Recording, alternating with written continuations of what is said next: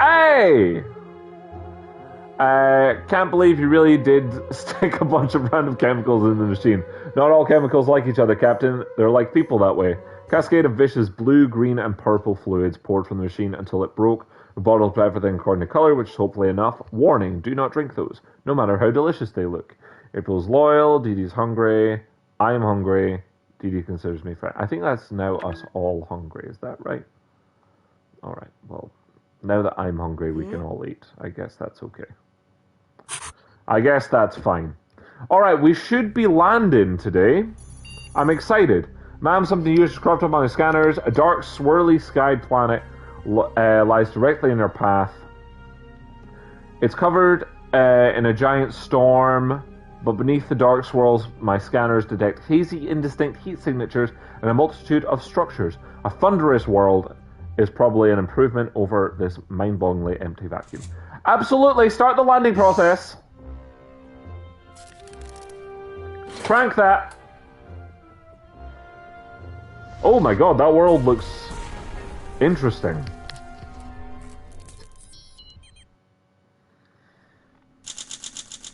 Well, we landed. On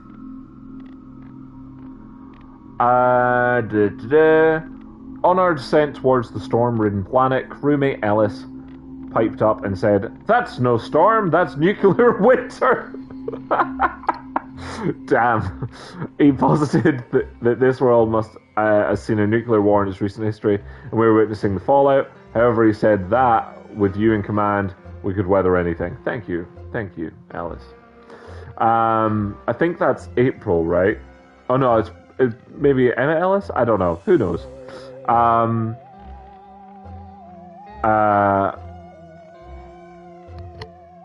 Oh, that's a siren, okay. With Emmett's note in mind, you beautifully directed our craft past the worst of the storm and onto a safe resting spot on the planet. Unfortunately, however, atmospheric electricity fried the communicator on the way down. Emmett Ellis, perfect. Once on the ground, Emmett looked out and realized this wasn't just nuclear winter, this was something else.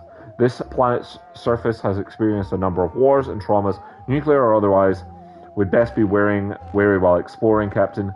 Captain, the expedition module in the back of the cabin has been activated. If you want to survive here, someone has to go outside from time to time. I have to secure more supplies, and soon, one small step for Astro Citizen, one giant leap for whatever is left of humanity. Alright, everyone is good as well, so we can start expediting right away. So, what we got? Alright, so that's a wee bit dangerous. That's very dangerous. That's the least dangerous. So why don't you nip over there? Dee Dee. Yeah, you'll be grand. I don't know if I've got anything to give you. A lighter. I got a lighter to give you. Emmett is the GOAT because he has 3 smarts, 2 agility, and 0 bronze. That is very true. He is not a strong man. And we'll have our first aid kit next turn. That'll be great. What have we got? I don't have a communicator. I will get one. That is on my list. But priority right now, get Dee Dee out there. And he's a chemistry teacher. I didn't read any of their lore, because I'm a terrible person. Your lack of a handheld communicator effectively stopped you from fixing the communications console. Too bad, we remain stuck here with no way to contact the outside world. Our situation has improved. I urge you to connect an operational communicator as soon as possible. I will. Dee Dee went for a stroll. I am very mentally stable. Some people say their body is a temple, mine's a bouncy castle. Very nice. Okay. Grand. Next. Let us... Okay, so I'm waiting on minerals. Make me a sock puppet. So we have one. Because I never need one, and then I need one. No problem at all, Jeff. See you soon. They bloody took my lighter, didn't they? Captain, this planet's temperature fluctuates. I've caused a part of my interior sensors bank to warp. Some parts of the shuttle subsystems array are invisible to me, and I think my body is a temple. Do you have anything handy to warm me up a little? If you warm up the panel next to the power socket, it should decompress. That doesn't sound correct. I don't believe you. You're trying to make me look stupid.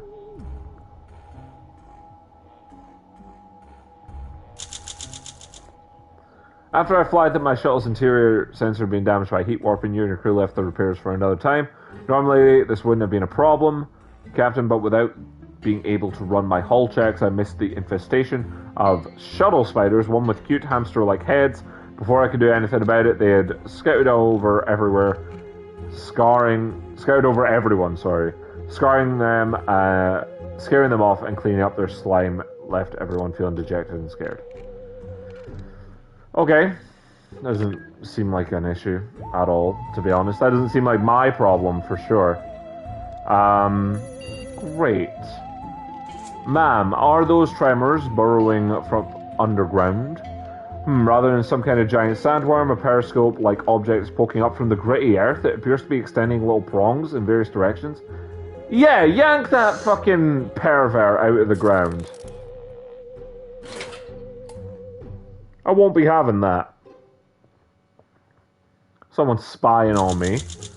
You grabbed the periscope thing and that popped up near the shuttle and gave it a good tug. It resisted, so you tug again. Then you heard squeaks of an alien panic emanating from below the earth. You realized the periscope had extended a little siphoning tube and had thunked into the shuttle's fuel tank.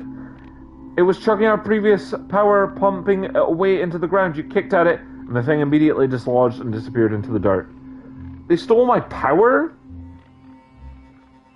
I'm quite angry about that, actually. That is a very depressing situation to be in. Alright, I need another soup as well.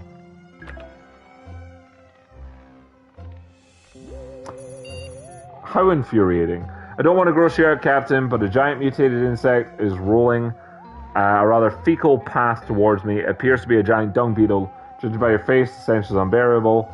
If it continues on its current rancid route, it may collide with the shuttle. It's too large to attack, but perhaps you can scare off its path. Yeah, we'll have to interfere. You said it's going to just run us down, yeah? We can't be having that.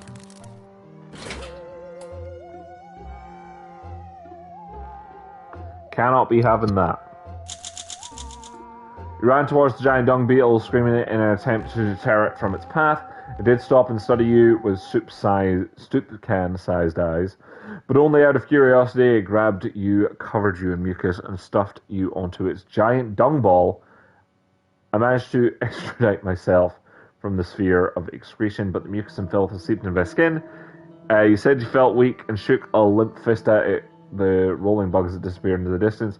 You should have the courtesy of cleaning yourself up before re-entering the shuttle. Thanks, Captain. Your stomach feels rather empty. How are you guys starving? Silly gooses. You guys really took your time eating, huh?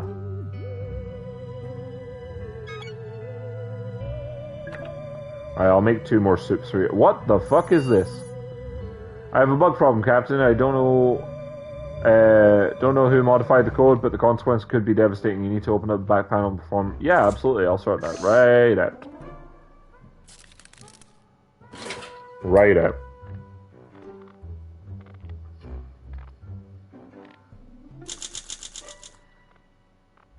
Hey, you accessed the sabotage processor and fixed the issue. You sure are quick with the ones and zeros, Captain. We still don't know who committed the sabotage. Perhaps the enemy is closer than we thought. Dee Dee has returned from her jaunt to the eastern glade. She's limping a little famished after the journey and a bit freaked out. You get comfortable as she begins to tell her story. On the journey, Dee Dee was struck by a fragile falling tree or two. She is in a bit of a state. From the bottom of a shimmering pond, she scooped a number of valuable minerals. The trip produced to be... Fuck me, look at what you found! You found some tape, you found a shovel, found 4 cans, I made a can. Oh my god, everything is going terrifically. That's absolutely wonderful. And you're not even hungry. That is absolutely super. That is absolutely super. So I'm gonna give... I normally wouldn't, but I'm gonna give April and Emmett a soup. Purely so that I can send one of them back out there. And while I have them, I'm gonna make a gas mask first so I can send them to the toxic one. Yeah. Let's do that. Excellent work. Yeah, I know the communicator, but the communicator is an issue that we deal with in time. Like, that's on my list, but right now we just need to sort this out. Crank that.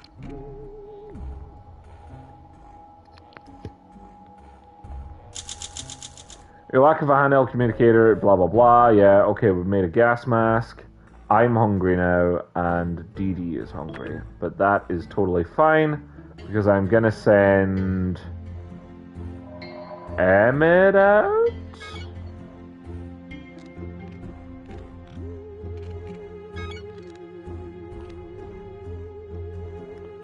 I'm gonna send Emmett out.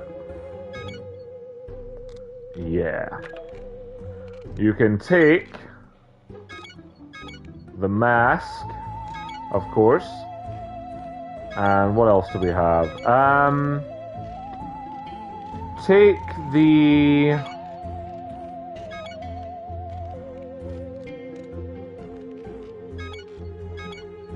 Take the lighter again. Off you pop, lad. Great. Craft. We'll get the communicator next. Wonderful. Absolutely wonderful. Oh, that's irritating. Captain Dee Dee is bored, so doesn't want to bother you. She just looks around and sighs loudly. Alright, change of plan. Change of plan then. Back up. Go to this one then.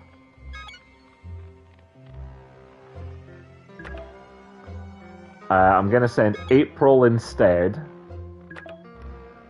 And not the mask. You can take the tape.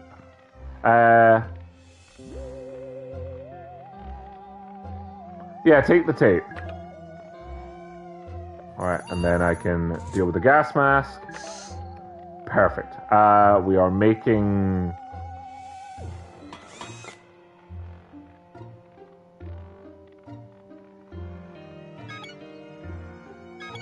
Okay, yeah, no, making the gas mask. Me and Dee Dee are hungry. That is fine, we will do that. Wonderful.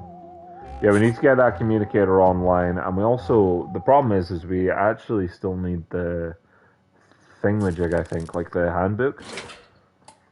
I think. I mean, I honestly don't know. I don't know how similar the planets are. I needed the handbook before I could do anything in the other planet we were in. When you handed Dee Dee the mask, she got a little teary. She told you she wore all sorts of fun outfits. As a kid, she loved to dress up, she said. She used to have a knack of sewing and jazzing up her outfits. Happy to report, Dawkins has spruced up the dusty mask significantly. With some baubles on board. April set off for a shanty little settlement.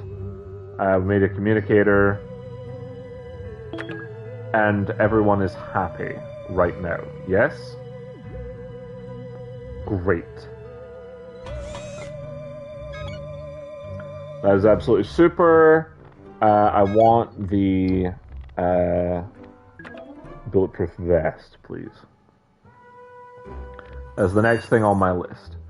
Our routine has just become less plain. Some adorable duck-billed creatures set up a nest nearby. They enjoy hugging your crew's leg. We should disperse them. Through dance.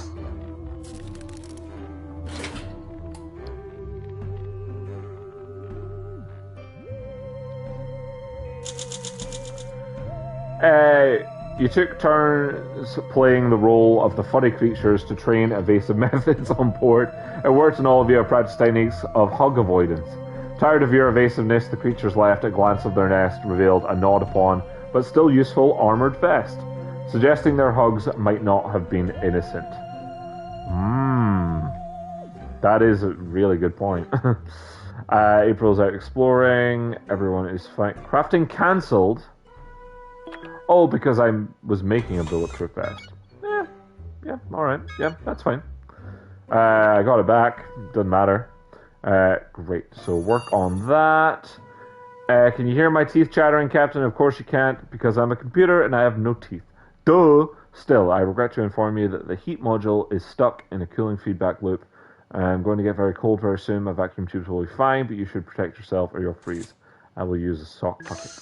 Sock puppet, of course.